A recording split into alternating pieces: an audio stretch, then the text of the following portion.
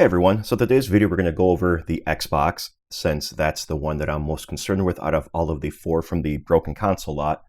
As you may or may not know, the Xboxes are known to have a capacitor problem. At least the first few revisions, I believe the 1.6 release or the version 6 release, I have to double check on that. That one doesn't seem to have the issue, but it's still a concern, and I want to make sure I get this thing opened.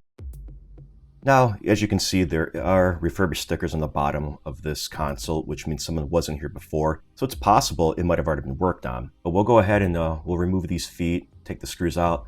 Probably some hidden screws under these labels, let's be honest. And yeah, you can see some dust there. Gross.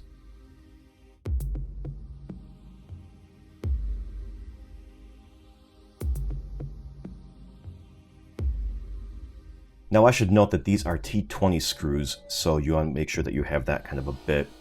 And now I'm just going to try to feel the labels and see if there's anything hidden there. Not feeling anything right away, so I'm going to go ahead and we'll see if we can't crack this bad boy open.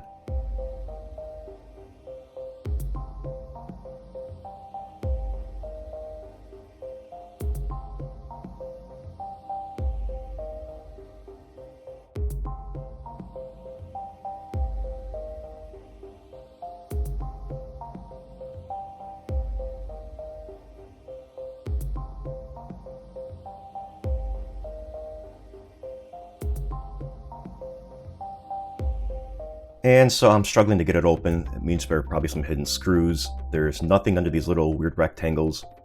At least not that I can tell. Nothing seems to be prying up. So I'm going to see, there might be one there. Or that's just, some piece of plastic. But there's definitely a screw under there.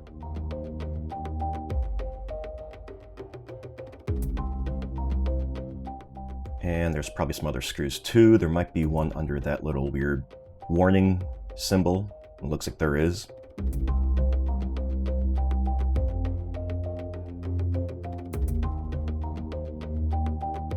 Hopefully that's the last one. Let's see. And that was it. And as you can see the inside, a little bit of dust here, but there's a lot more dust inside the console itself. You can see right there next to the Samsung DVD drive, and to the right of that is a Seagate hard drive. This is all IDE based, mainly because of the fact that this console was actually based around the Pentium 3 architecture, and which was at the time, I guess, a good affordable option for Microsoft to go with. But basically, I'm going to go ahead and try to disassemble this a little further. We'll try to remove the IDE cable, the power cables, remove the drives, and try to get to the actual motherboard itself, because that's where the main concern is.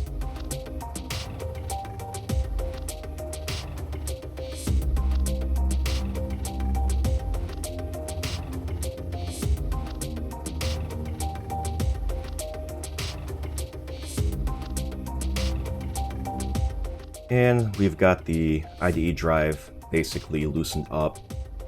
And I should note that the screws holding these drives in place are T8s. And yeah, look, it's even grosser than I thought. By the way, the power supply is exposed on the Xboxes, so be very careful not to touch, well, anything really, especially if it was just powered on. Fortunately, this console had been powered off for about a week, but let's go ahead and finish up the disassembly.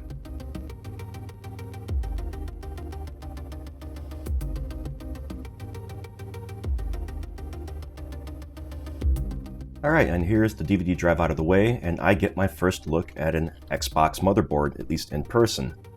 You can see these dust bunnies all over the place, and they're kind of like brownish in color, which suggests that they might have come from a smoker's home.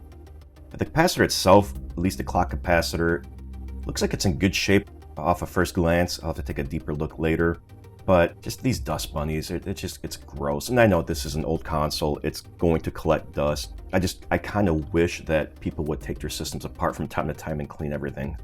However, because the capacitors look good, I'm gonna have to take a closer look at that DVD-ROM drive, but I gotta do a little bit of research first because I don't want to disassemble it and find out I can't put it back together for some reason. But the clock capacitor, even though it looks like it's in good shape, I may still want to replace it. In fact, I do have some that were ordered, and it should be good enough. They are 2.5 volt and 1 farad, which I've never dealt with a capacitor with that high of a capacitance before, so hopefully I don't screw it up. They weren't expensive, but still. I do see a little bit of dust though, or some kind of grimy substance around the capacitor, which kind of concerns me a little bit, so I'm going to try to blow the dust away if I can. See if I can't get a better, closer look at it.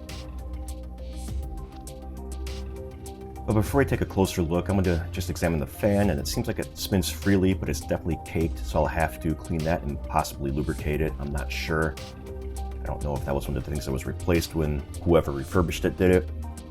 And I'm probably not going to replace the thermal paste just yet in either the CPU or the GPU, because I want to make sure that it can actually read games first. I don't want to do too much work on it if it's just not going to work ever again. But we'll take a closer look at this clock capacitor. Okay, and as you can see, there's definitely something around the capacitor. It's dust, but why is it sticking? I'm not sure. Is it electrolytic fluid from the capacitors, which would suck? Is it just caked on dust because of tar from a cigarette smoker?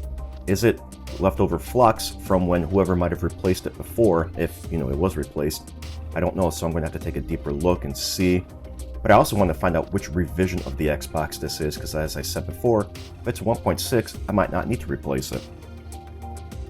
So with regards to the DVD-ROM drive, I have to try to determine what options I have, how to disassemble it, because I don't want to take it apart and find out that I can't put it back together or anything, break it, see if there's any common fixes other than just cleaning the laser off. So that'll be a future video, although that might just be part of part 2 in general. With regards to the hard drive, I typically replace mechanical drives with some sort of solid state media, especially if it's an IDE drive.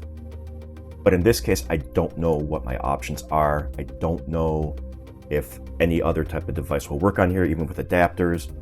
I know they make IDE to SATA adapters. I don't know if the power supply has enough power to power everything, but if possible, I'd like to put in an SSD, not a compact flash to IDE adapter, because I don't trust that in a system like this. But that's basically it. As you can see, it definitely needs a cleaning. As I've said many times before, there is some other work that needs to be done. Double checking the capacitors, checking the optical media and everything. But for now, that's basically it. I'm going to try to wrap everything up in a part 2. Hopefully it doesn't take longer than that. And we'll continue from there. But if you like this video, go ahead and hit the thumbs up, please. And if you haven't yet, feel free to subscribe, although as usual, there's never an obligation. But if you didn't like this video, please hit the thumbs down, but also leave a comment below as to why, so I can try to use that to help improve things going forward. Thanks all, and I'll catch you later.